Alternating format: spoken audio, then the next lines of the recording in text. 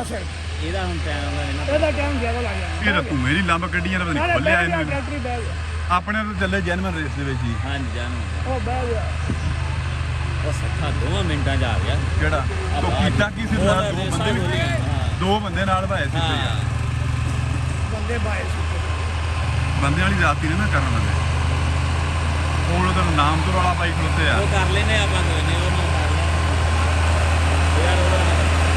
ਉਹ ਤਾਂ ਬਹਿ ਗਿਆ ਉੱਥੇ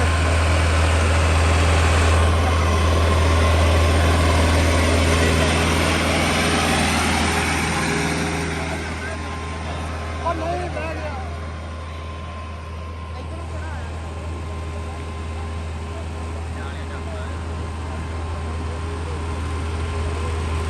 ਬਸ ਸਹੀ ਆਨੂੰ ਕਰ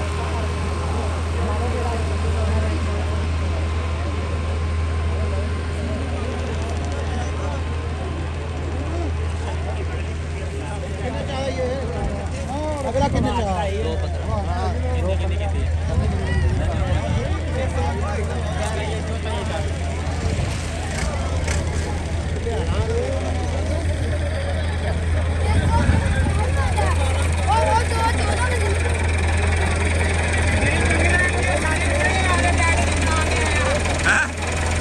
ਬੈਟਰੀ ਖਤਮ ਹੋ ਗਈ ਆ